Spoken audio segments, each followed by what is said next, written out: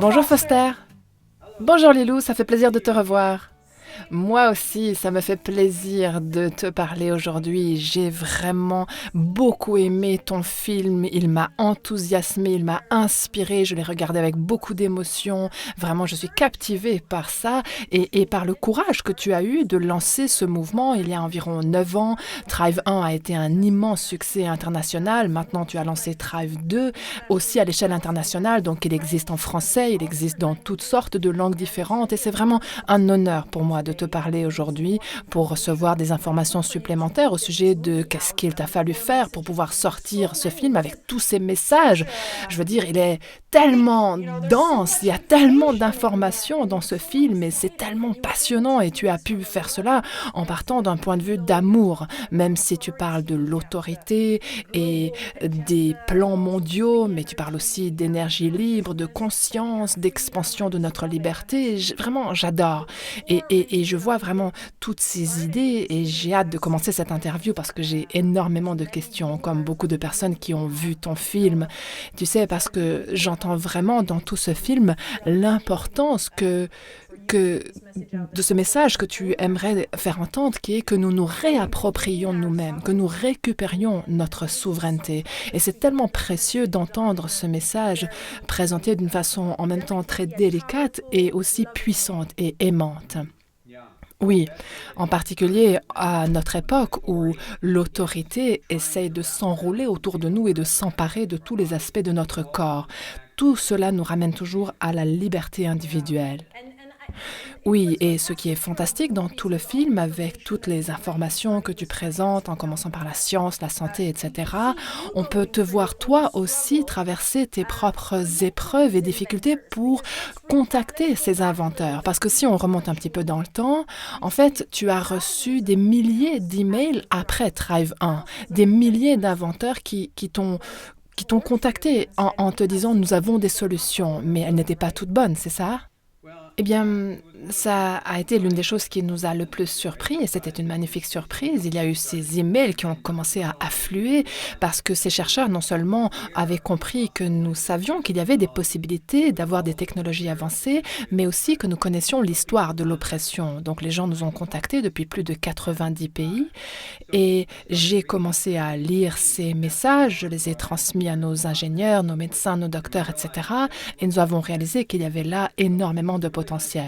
Donc Kimberly et moi avons pendant 5 ans environ voyagé dans le monde. Elle était plus orientée santé et moi plus énergie, mais souvent ça se chevauchait. Et nous avons commencé à avoir tellement de bonnes nouvelles.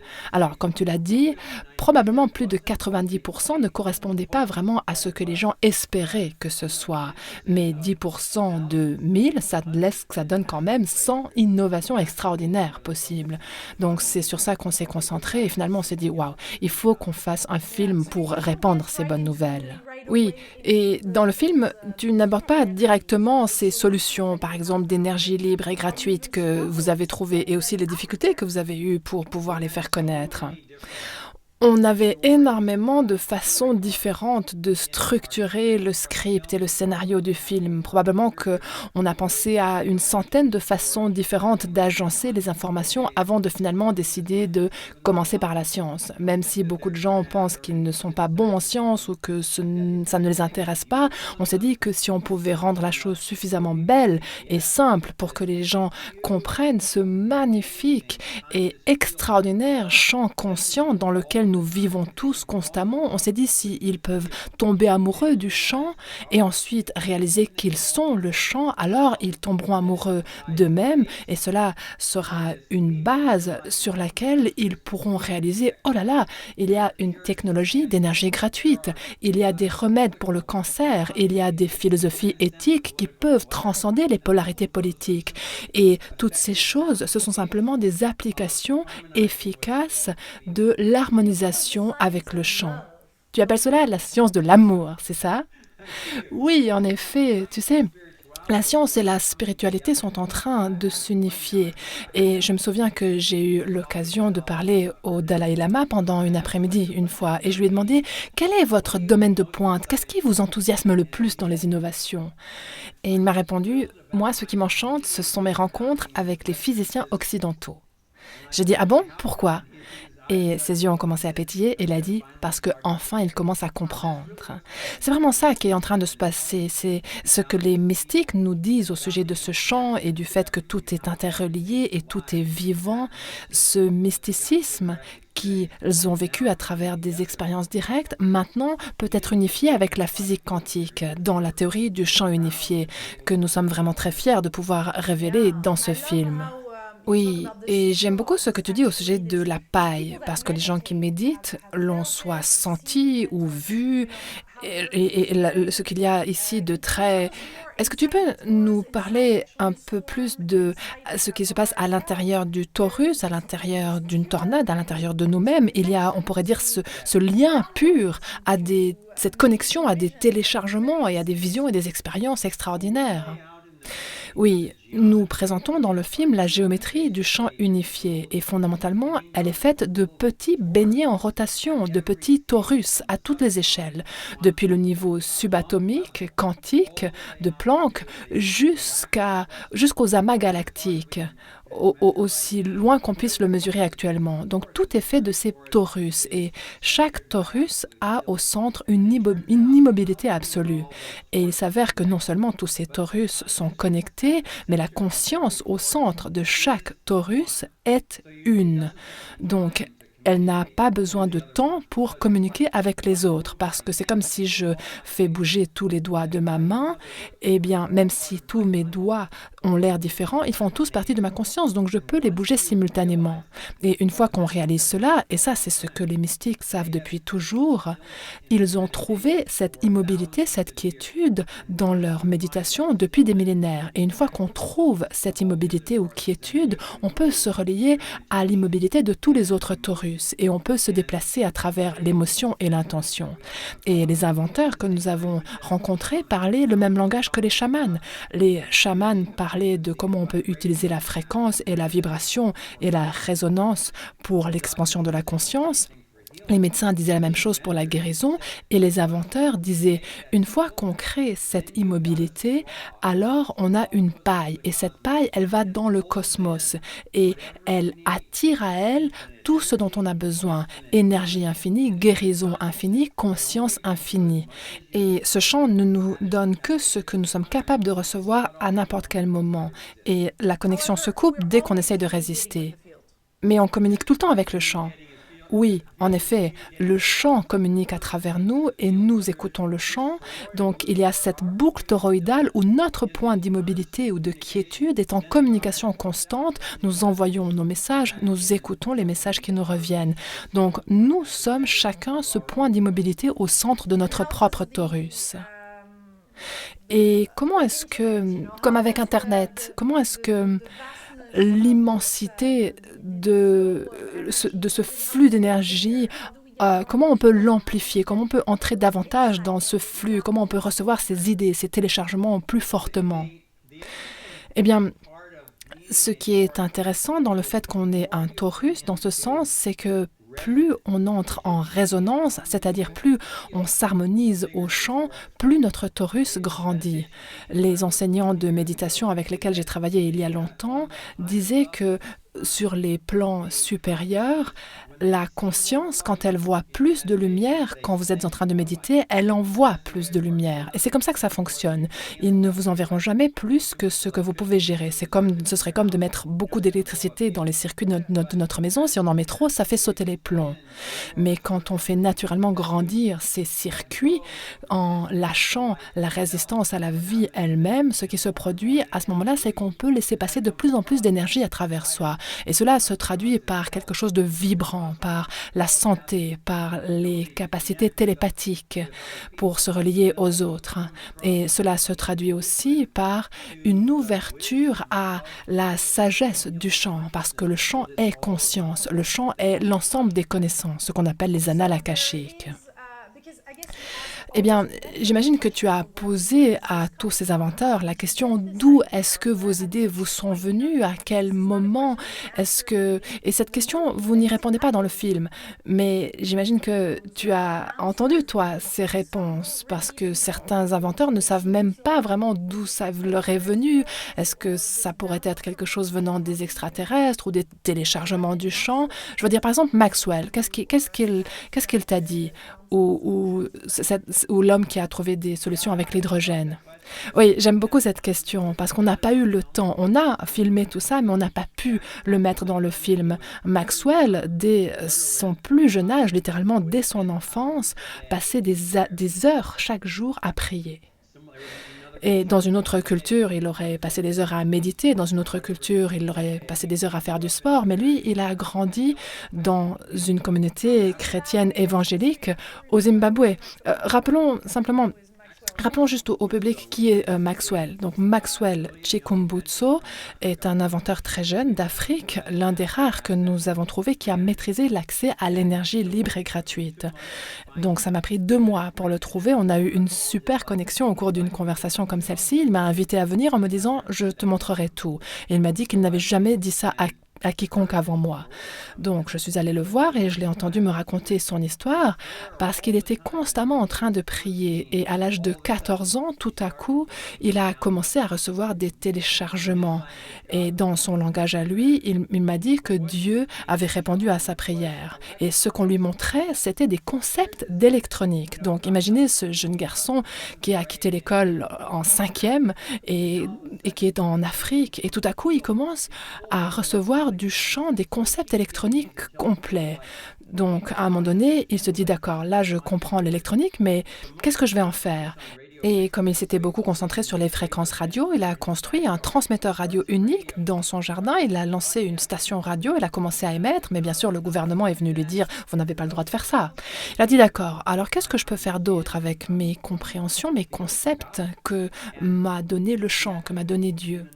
Et dans une autre vision ou séance de prière qu'il a vécue, il s'est vu dans une clinique médicale éloignée en Afrique où il y avait des gens qui mouraient parce que les médicaments n'étaient pas réfrigérés. Donc après cette vision, il s'est dit « Ah ben tiens, ça c'est quelque chose que je pourrais faire. Les gens devraient pouvoir accéder à l'électricité partout, en tout temps. » Donc il a créé un laboratoire, il a commencé à construire différentes choses et effectivement, 2 ans plus tard, il avait trouvé. Il a appris à combiner les fréquences radio d'une façon qu'elles conditionnent le champ autour des batteries, ce qui a pour conséquence que les batteries ne perdent pas leur charge. Mais dans le film, on lui pose la question d'où vous est venue cette idée et il n'arrive pas à le dire. Il dit c'est une source inconnue. Oui, il dit qu'il ne sait pas si ça vient d'une autre planète, des extraterrestres. Il dit simplement c'est ce que Dieu a placé sur nos têtes. Et il a vraiment pris un engagement d'apporter cela au monde. Il dit que c'est un cadeau que Dieu a donné pour ses enfants à travers lui. Et le gouvernement du Zimbabwe, au début, a essayé de le forcer à donner cette technologie uniquement à l'armée. Et il a dit non, je peux vous en parler, mais je ne vais pas vous la donner. Donc ils l'ont emprisonné et ils l'ont torturé. Mais il a continué à refuser de leur donner sa technologie. Voilà à quel point ce jeune homme est courageux.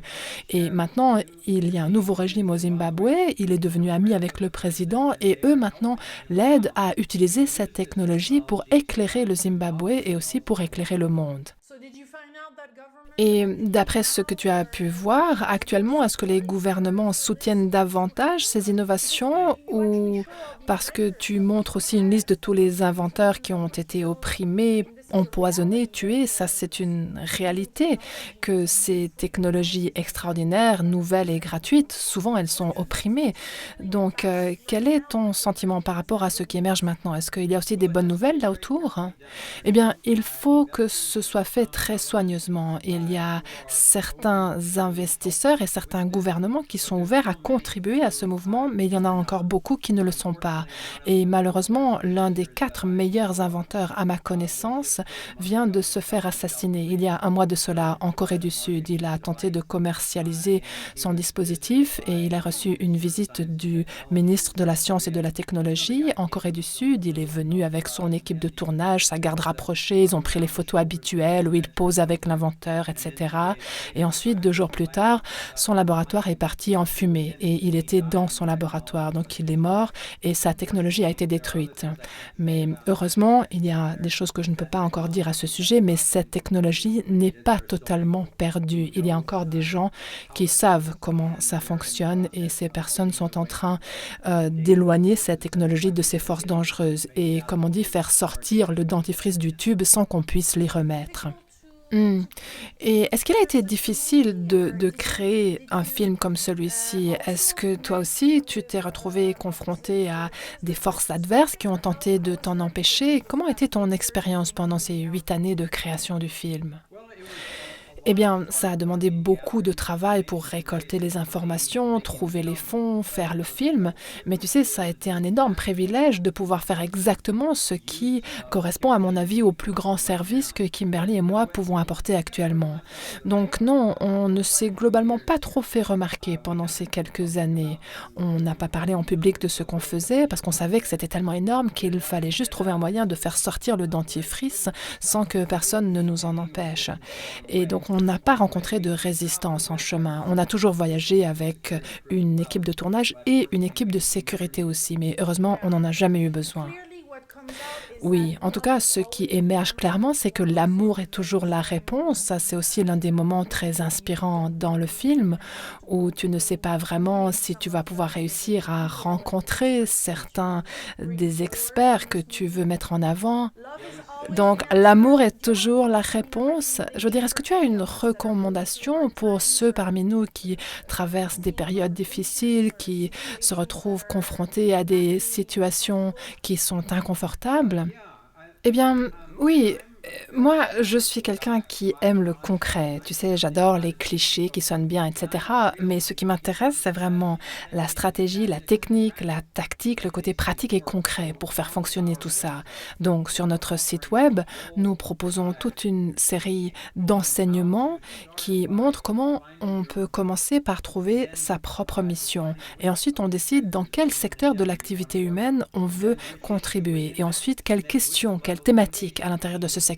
Et ensuite, avec quel niveau d'engagement, besoin immédiat, changement systémique, changement de conscience. Et une fois qu'on sait ça à son propre sujet, on devient quelqu'un de très puissant, qui peut initier un groupe, rejoindre un groupe et y apporter toute cette connaissance de soi.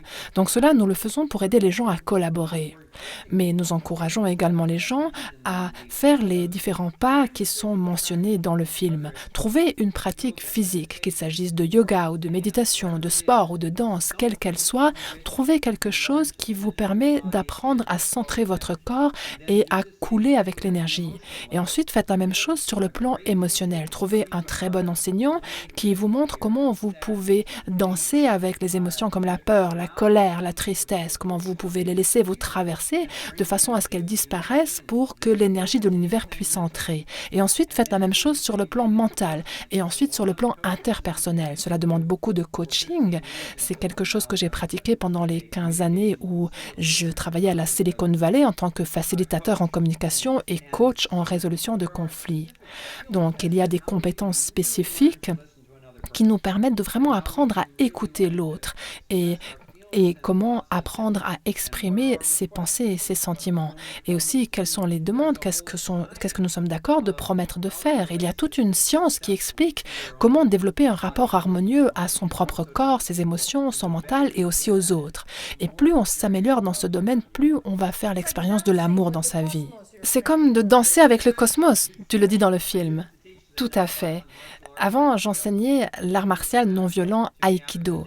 Et après une démonstration, les gens venaient vers moi en me demandant « Mais c'était quoi? On aurait dit que vous ne vous battiez même pas. » Et ce que je répondais, c'était que l'Aïkido, c'est l'art de danser avec quelqu'un qui ne sait pas encore qu'il veut danser avec vous aussi, même quand il vous attaque. Et l'univers fonctionne de la même façon. Fondamentalement, plus nous sommes alignés en résonance et en vibration avec la fréquence de l'univers, plus il y a de choses qui naturellement vont s'ordonner, on pourrait dire ça? Oui, je pense que c'est une très belle façon de le formuler parce que quand on médite, notre esprit devient toujours plus clair et donc quand on pose une question, on voit à quel moment le chant nous donne les idées correctes à ce sujet. Et quand on est en communication avec une autre personne, cela nous permet de vraiment entendre ce qu'il nous dit plutôt que d'être dans sa propre bulle mentale, dans sa tête. Donc plus nous apprenons à entrer en harmonie avec la complétude du chant lui-même, plus cette complétude nous sera envoyée. Hmm. Et dans le film, j'ai vu quelques cristaux arc importants au début. Il y a aussi Nassim, on voit Nassim dans son laboratoire, Nassim Haramein, que j'ai eu le privilège d'interviewer. Il vient souvent en Europe, nous l'aimons beaucoup ici. Et donc pour toi, ces cristaux, c'est une nouvelle technologie. Comment tu considères ces choses-là et d'autres choses qui sortent actuellement? Est-ce que ce sont des outils qui nous permettent d'être en harmonie avec l'univers? Qu'est-ce que tu, Qu'est-ce que ces nouvelles technologies nous permettent de faire? Est-ce que c'est simplement nous réaligner ou est-ce que ça a autre chose comme effet? Eh bien, Nassim et moi, ça fait maintenant 23 ans que nous nous connaissons et que nous travaillons ensemble. Donc, j'ai pu observer le développement des cristaux arc, comme celui que tu viens de montrer. Et j'étais aussi avec lui au tout début, au laboratoire, quand il a commencé à développer le résonateur qui charge ce cristal. Et ce cristal est un exemple parfait de ce qu'on vient de mentionner. En effet, la géométrie de ce cristal a été formé, puis chargé, puis serti dans cette structure magnétique de façon libre. C'est comme s'il était là en flottaison, en oscillation. Et cette géométrie est très spécifique et permet d'entrer en résonance avec la géométrie du champ entier, comme nous le présentons grâce à nos effets visuels dans le film Thrive 2. Et certaines personnes se diront peut-être «Ah, encore une de ces croyances aux cristaux New Age» ou quelque chose comme ça. C'est bien d'être sceptique, mais c'est aussi bien d'aller tester les choses. Et moi, j'étais présent avec Nassim et 70 autres personnes en Égypte quand nous avons passé toute une nuit dans les 3 pyramides en octobre. Nous avions la chambre du roi pour nous, ainsi que d'autres chambres, et nous avions tout un ensemble de ces cristaux et chacun d'entre nous portait aussi l'un de ces cristaux et notre conviction c'est que la grande pyramide elle-même est l'un de ces cristaux.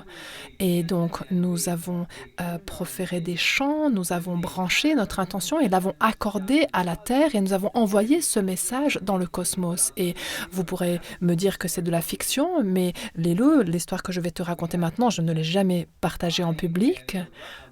Une agence spatiale russe nous a contactés quelques jours après cela. En fait, l'organisateur égyptien de notre tour a été contacté et lui ont demandé «Qu'est-ce que vous faisiez dans la chambre du roi cette nuit-là?» Et on n'a même pas le droit de méditer ou de prier d'habitude dans ces endroits-là.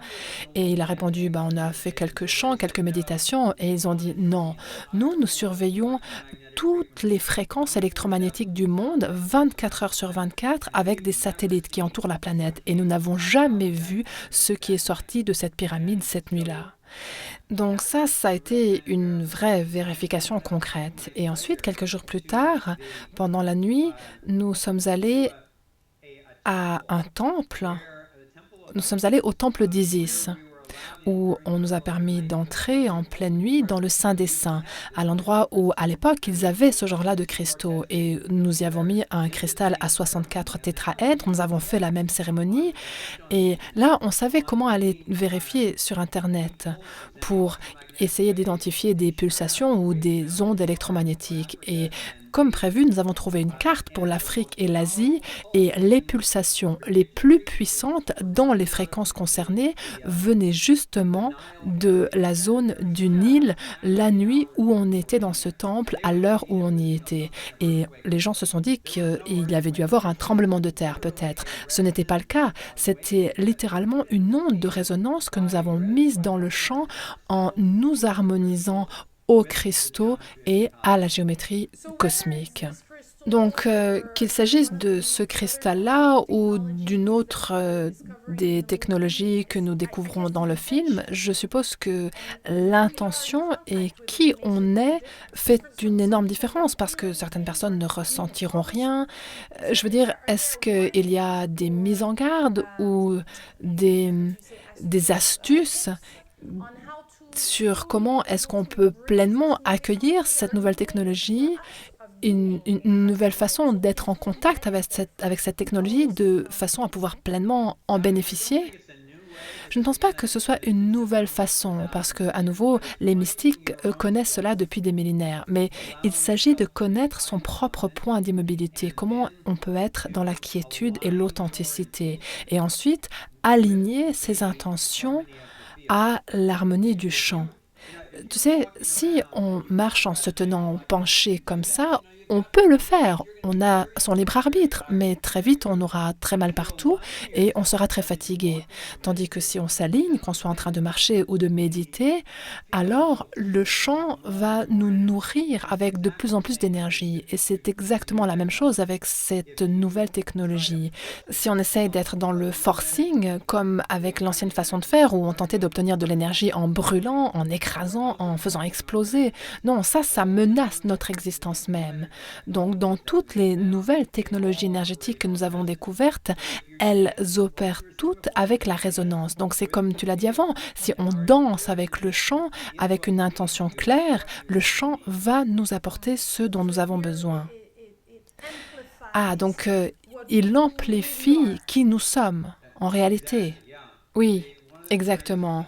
Et quand j'enseignais la communication, l'un des principes que je montrais aux gens, c'était que si quelqu'un nous dit quelque chose et qu'on n'arrive pas à entendre son point de vue et qu'on commence à se disputer, si on entend vraiment la personne, qu'on soit d'accord avec elle ou pas, si on l'entend vraiment, alors elle aura le sentiment que sa conscience vient d'être recréée. Et si la personne vous fait ça à vous aussi, ce qui se produit, c'est que ça va amplifier la conversation et les deux personnes commenceront à se sentir dynamisées et énergisées. Et à partir de cela, tout est possible.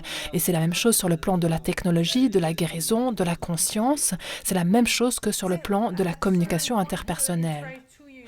À un certain moment, dans Thrive 2, tu nous montres comment on peut utiliser tout cela dans notre propre maison. Tu parles des panneaux solaires, tu sais, et aussi comment être autonome. Nous sommes beaucoup actuellement à vouloir être indépendants, à vouloir être autonomes et ne pas dépendre d'autres systèmes pour avoir notre propre électricité, notre jardin.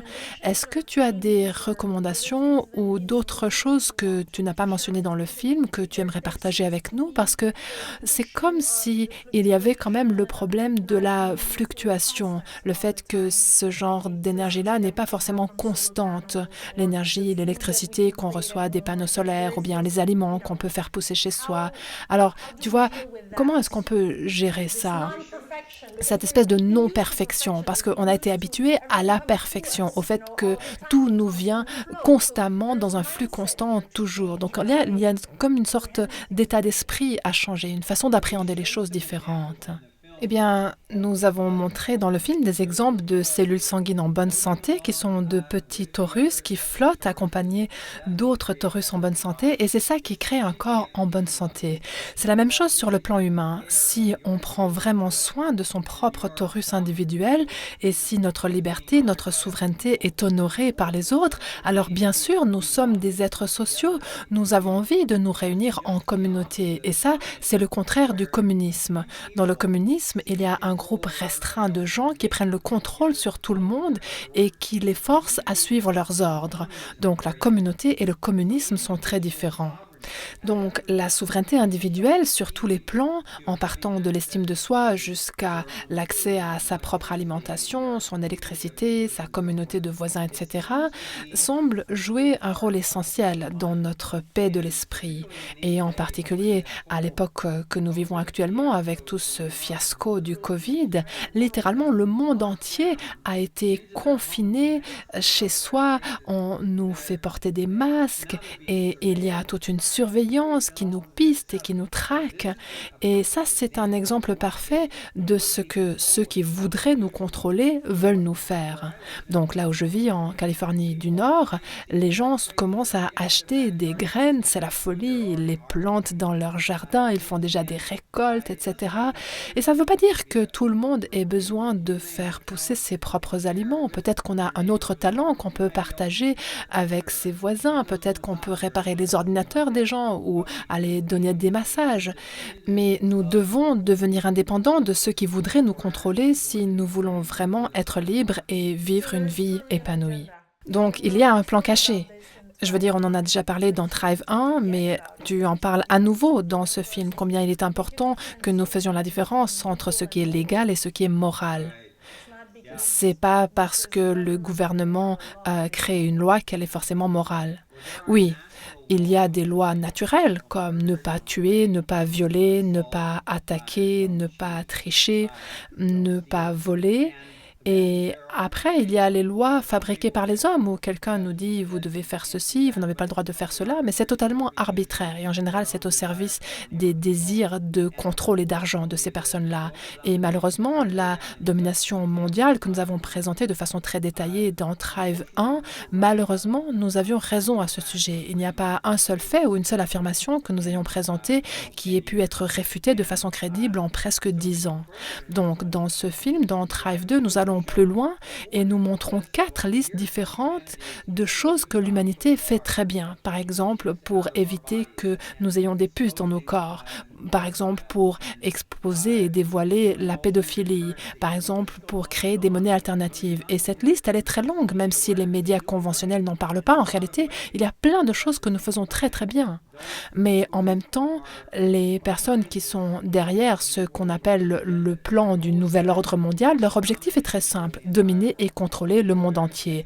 C'est un plan très malsain, très dément et psychopathe, on dirait un horrible film de James Bond ou autre chose, mais c'est quelque chose qui est vrai. Et à ce stade, les gens qui ne voient pas cela, ce sont des gens qui refusent de le voir.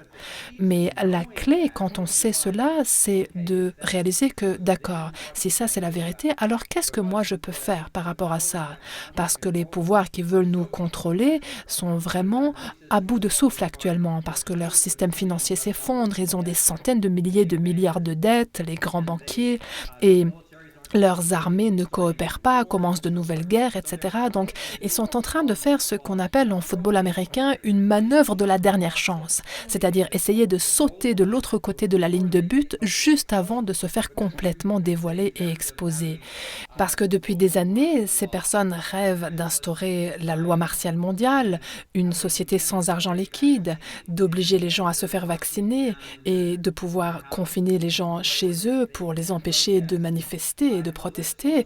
Et donc, cette liste est interminable de ces choses qu'ils ont tenté de faire, de réaliser. Et tout à coup, dans les 6 derniers mois, pratiquement toutes ces choses sont arrivées dans le monde entier. Donc, nous sommes juste à cette limite où nous allons soit exposer ces gens au monde et les rendre obsolètes parce que nous sommes bien plus nombreux qu'eux, bien plus que 1 million pour un, et ça les ferait cesser de sévir et on pourrait avoir une société épanouie, ou alors on pourrait tout à coup se retrouver dans un état mondial communiste, fasciste, totalitaire, où on ne peut plus s'enfuir nulle part. On ne pourra plus aller au Canada ou en France ou aux États-Unis parce que tout aura été verrouillé et fermé. Et je ne pense pas que cela va arriver. Les gens sont en train de se réveiller, mais ce n'est pas encore décidé. Ça dépend de chacun et chacune de nous. Et à un moment donné, dans le film, tu dis, ou Kimberly dit, que la Terre a un cancer de stade 4 et que c'est le moment de vraiment revenir sur la bonne voie. Je veux dire, on a déjà épuisé beaucoup de solutions, on a déjà tenté d'appliquer différentes solutions qui ne fonctionnent pas. Donc maintenant, c'est vraiment le moment de se mettre au travail. Eh bien, les solutions des gouvernements ne fonctionnent pas. On a trompé presque tout le monde en les poussant à soutenir leur parti pour qu'ils puissent prendre le pouvoir et après, ça fonctionnera. Non, dès qu'une personne reçoit les rênes du pouvoir sur quelqu'un d'autre, à part dans l'autodéfense, eh bien, cela mène toujours à la tyrannie. Ça a toujours été le cas dans l'histoire. Donc, la clé et fondamentalement de renoncer à toute idée que quelqu'un devrait nous gouverner. Il y aura encore des institutions, mais tout se fera sur une base volontaire. Il y aura des organismes indépendants de sécurité, de résolution des conflits, d'assurance, d'agriculture, et tout le monde sera dans une concurrence choisie librement pour réussir dans un vrai marché libre. Et tout cela sera basé sur le principe de non-agression, qui est la clé de tout ça. Le principe de non-agression, c'est ça qui, d'après toi, est la solution que tu as trouvée. Oui, nous n'allons pas pouvoir nous extraire de ce pétrin mondial à travers la politique. J'ai posé la question à tout le monde, quel est votre degré de confiance que nous puissions résoudre ces problèmes politiquement? Pas une seule personne n'a répondu oui. Je suis sûre que si mon parti arrive au pouvoir, nous allons pouvoir résoudre tout ça, même si c'est ça pour ça qu'ils se battent. Donc ce que nous disons ici, c'est que la réponse pour un monde prospère et épanoui, c'est pas la politique, ce sont les principes. Et le principe central, à mes yeux, qui a manqué jusqu'ici, c'est le principe de non-agression, qui signifie que personne n'a le droit d'utiliser la force contre quiconque, à part dans une situation d'autodéfense. La plupart des gens diront, mais bien sûr, c'est évident, ça c'est la règle d'or. Mais après, ces mêmes personnes vont soutenir et financer et voter pour un gouvernement qui fait justement ça, qui débarquera chez vous avec des armes pour prendre votre argent si vous n'êtes pas d'accord de payer vos impôts.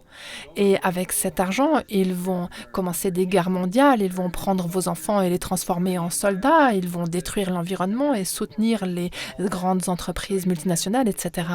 Donc c'est à la fois la notion la plus simple et la plus radicale que je connaisse actuellement sur la planète, qui est que nous devrions tous avoir la liberté de faire ce que nous voulons tant que nous n'enfreignons pas la liberté de quiconque. Et ça veut dire une société sans gouvernement, sans État. Et pour la plupart des gens, c'est « Oh là là, mais vous m'enlevez mon papa et ma maman, comment ça va fonctionner sans gouvernement ?» Eh bien, c'est justement sur cette question que nous devons nous pencher actuellement. Et je suis actuellement en train d'écrire un livre qui décrit tout cela. Et je suis aussi en train d'ouvrir ce que j'appelle un portail de la liberté pour dialoguer sur notre site web où les gens peuvent s'inscrire et on va présenter des articles, des conférences, il y aura aussi des questions-réponses et d'autres experts qui interviendront pour vraiment décrire en détail quels sont les principes permettant un monde épanoui et comment l'atteindre. Thrive 3. Ne dis pas ça à Kimberly. Non, nous allons plutôt utiliser les médias et il y aura plus de petits morceaux et non pas tout un film. Tu sais, créer un film de niveau hollywoodien avec une équipe très restreinte et des fonds limités, c'est un processus vraiment épuisant. Et Kimberly et moi, nous pensons que nous sommes un petit peu trop vieux pour le refaire encore une fois. Mais nous allons communiquer aussi efficacement que possible le restant de notre vie. Alors, quelles sont les actions que tu veux voir? Tu nous as présenté les différentes choses que tu as créées pour permettre aux gens de dialoguer, de se regrouper, de créer. Tu nous as parlé de ce forum, des discussions. Quelles sont les actions que nous pouvons entreprendre? Oui, alors, au niveau le plus simple, je recommande aux gens d'aller sur thriveon.com et de voir le film, de voir les 2 films si vous n'avez pas vu le premier. Et ensuite, vous pouvez vous inscrire à ce portail de la liberté et ensuite rejoindre le Centre des solutions. Nous allons, dans 2 semaines, lancer la nouvelle version de ce Centre des solutions sur lequel il y a déjà plus de 1100 groupes du monde entier qui s'occupent de différentes problématiques conformément à ces principes. Donc ça, c'est le côté très pratique et concret pour les actions. Ensuite, à un niveau plus stratégique, la stratégie sous-jacente à tout cela, c'est que, quel que soit le domaine qui vous intéresse, allez identifier l'endroit où il dysfonctionne, qu'il s'agisse de l'économie, du système de santé ou des médias, quel que soit le sujet qui vous intéresse et que vous connaissez bien, allez identifier pourquoi et comment il s'est retrouvé corrompu et détruit. Et ensuite, suivez les différentes étapes, accompagner d'autres personnes pour restaurer la complétude du système naturel. Et là, on se retrouvera avec de l'argent honnête garanti par des actifs, avec des médias libres dans le sens de libérer et dédiés à la vérité, comme ce que toi tu fais depuis des années. Tu sais, un de ces jours, si on continue dans la direction qu'on a prise, quelqu'un va débarquer à ta porte, les loups, en te disant « Non, tu ne peux plus interviewer ces personnes, tu ne peux plus exprimer ta vérité parce que tu sapes notre État autoritaire. » Et ça, on n'a pas envie de le voir. On doit vraiment renverser la vapeur tant qu'on a encore l'Internet, tant qu'on peut encore se parler de ces sujets. Mais je trouverai un moyen, Foster. On trouve toujours un moyen. Tu sais, c'est pour ça que j'adore ce que tu as créé. Parce que, en fait, c'est quand on vit en suivant sa mission que quelque chose de plus grand prend le relais. Et moi, j'ai vu tellement de miracles avec ces interviews au fil des années, des connexions, l'argent qui arrive au bon moment, tellement de choses différentes qui se sont passées, qui ont été véritablement de l'ordre de l'extraordinaire. Et plus on s'ouvre à sa mission, plus on reçoit du soutien, naturellement. Oui, eh bien, peut-être que là, tu as répondu à la question que j'étais sur le point de te poser. Parce que toi, tu as parlé à tellement de gens extraordinaires dans le monde entier. Et moi, je serais vraiment curieux de t'entendre dire, peut-être que tu viens de le dire, mais alors tu pourras le répéter, quel est pour toi l'aspect central pour un monde épanoui d'après ce que t'ont dit toutes ces sources différentes? Vivre en suivant sa mission, s'ouvrir, tout ce que tu as dit dans le film en fait. Prendre ses décisions en partant du cœur, suivre des choses qui parfois peuvent sembler un peu folles et ensuite quand on les fait, tout à coup on se retrouve dans un nouvel espace. Donc il s'agit là d'entrer dans l'inconnu et de suivre notre cœur, notre intuition et de lâcher petit à petit toutes les peurs, toutes les mémoires. Je vois tellement de gens qui portent encore des mémoires venant de leurs ancêtres, qui ne sont pas à nous, et il nous faut les lâcher pour pouvoir vraiment être clairs et dégagés, être des canaux dégagés. Et ensuite, les choses viennent naturellement parce que nous sommes abondants, nous sommes clairement interreliés, et nous l'oublions. Je suis très heureuse que tu aies mis en avant ce champ unifié, parce que c'est ça, de ça qu'il s'agit. Ça, c'est vraiment une notion clé. Mais la plupart des gens que j'ai interviewés, qui vivent en suivant leur mission, qui créent des choses pour le monde, sont des personnes agréables à côtoyer, inspirantes, leur énergie et leur fréquence est lumineuse et légère. Et c'est ça le genre de personnes que j'ai envie de continuer à rencontrer, parce que c'est ça qui m'élève et qui me nourrit. Oui, et ça, c'est une magnifique description d'un monde prospère et épanoui. Imagine que partout où tu vas, les gens vivent ça. Et bien évidemment, ça, c'est ce que veulent la majorité des gens. Il n'y a qu'un tout petit pourcentage, entre 1 et 3% environ, de gens qui sont des psychopathes qui se sont organisés pour tenter de gérer leur peur en contrôlant tous les autres. Mais ils sont en train d'être exposés maintenant. Et ils doivent combattre la vérité et l'amour et la force de la lumière elle-même pour tenter de mettre en place leur plan caché. Et cette époque-là est révolue. Nous allons gagner. Et j'encourage les gens à simplement continuer à visualiser comment serait leur vie quotidienne si tout le monde était prospère et épanoui. Parce que c'est là qu'on va. Nos arrière-petits-enfants, quand ils regarderont les livres d'histoire, diront « Ils faisaient quoi avant ?» Quoi? Ils mangeaient et respiraient ces toxines et ils laissaient quelques tyrans psychopathes leur dire quoi faire. Ils se diront, oh là là, j'arrive pas à croire que les êtres humains faisaient ça avant. Oui, parce qu'en visualisant cela, en le sentant, en sentant la vérité de cela, de nouvelles solutions et de nouvelles idées peuvent nous venir. Totalement, c'est ça la créativité.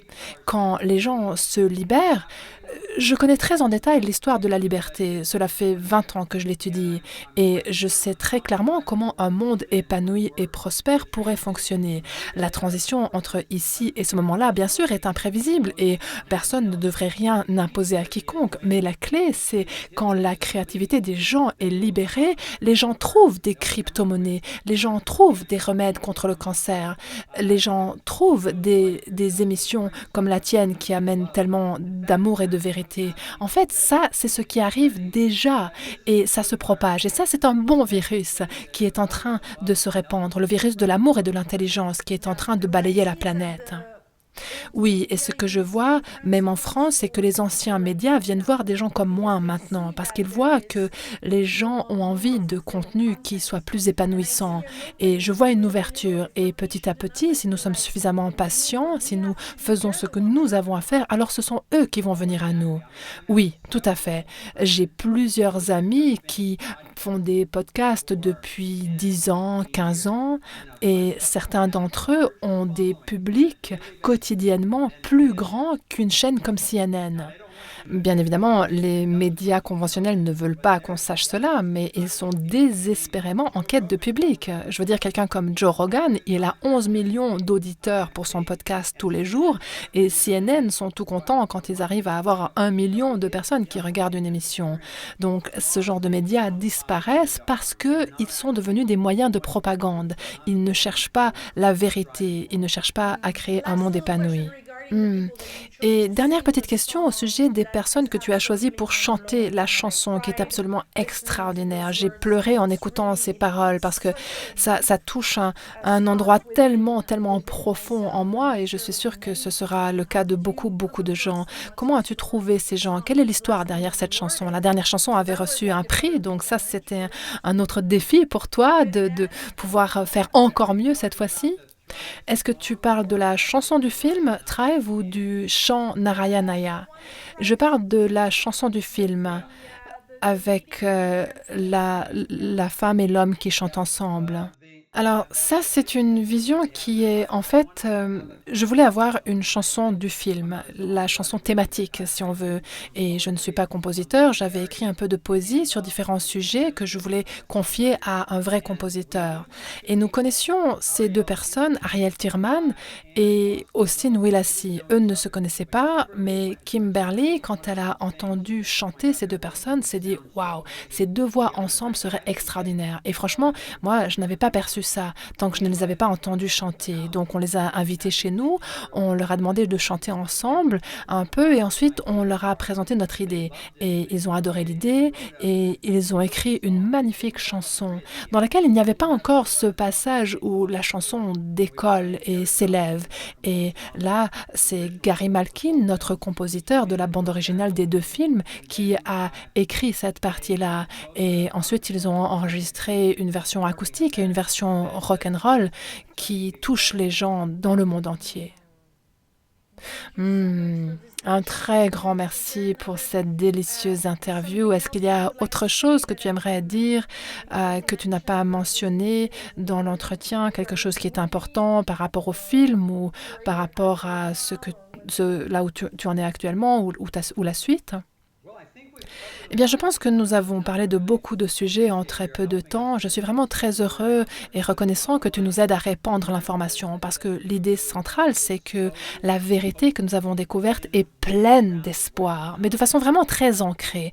On parle bien sûr du champ unifié qui nous permet d'unir la science et le mysticisme spirituel millénaire, mais nous montrons cela dans le domaine de l'énergie et de la conscience et de la santé et de la liberté. Donc, pour ceux d'entre vous qui, si vous doutez de vous actuellement, ou si vous doutez de l'humanité, ou si vous pensez qu'il n'y a plus d'espoir, s'il vous plaît, allez voir ce film. Et avec l'énergie que vous ressentirez à la fin de ce film, nous vous invitons à rejoindre le mouvement Thrive et le Centre des solutions Thrive et d'apporter votre morceau unique, magnifique et précieux, parce que c'est comme cela que nous ferons en sorte de réaliser tout ceci. Magnifique. Un très grand merci, Foster, pour cette délicieuse interview, ces informations et d'avoir fait ce film. Je ne peux pas imaginer tout le travail que ça a impliqué et aussi toutes les magnifiques aventures que vous avez dû vivre. J'ai hâte de t'interviewer bientôt en personne et aussi Kimberly parce que c'est ensemble que vous avez créé cela. Donc bravo, félicitations. Un très grand merci, Lélo. C'est toujours un grand plaisir de te parler. Merci. Et tous les délicieux co-créateurs dans le monde, vous avez maintenant Thrive 2 à regarder. Je vous encourage à le télécharger, à le partager avec vos amis. C'est un film qui change votre vie, qui change le monde, qui change l'humanité. Il est très, très important de le partager. Donc, merci beaucoup. Partagez aussi cette vidéo, s'il vous plaît. Et je vous embrasse très, très fort. Au revoir.